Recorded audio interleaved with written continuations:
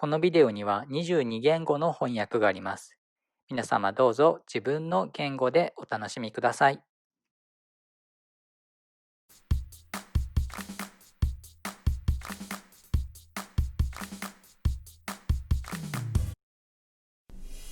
Welcome to Beauty and Hair Academy チャンネル。皆さんこんにちは。今日はアレンジスティックを使ったくるりんぱの応用スタイルをご紹介したいと思います。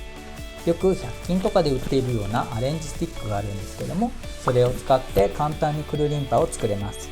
そしてそれを組み合わせることで通常のくるりんぱよりもさらに魅力的なスタイルを作ることができます。最後にアクセサリーを使って華やかな印象にしていますので、ぜひ皆さん参考にしてみてください。それではどうぞ。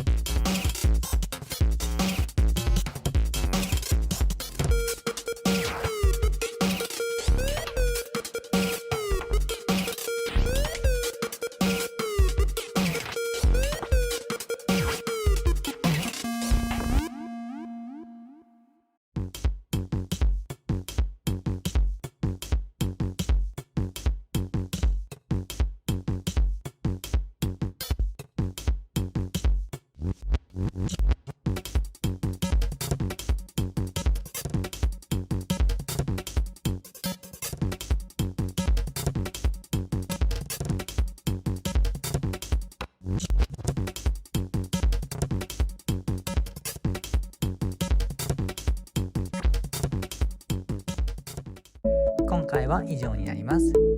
チャンネル登録、いいね、ぜひよろしくお願いいたします。次回もまたぜひよろしくお願いいたします。ご視聴ありがとうございました。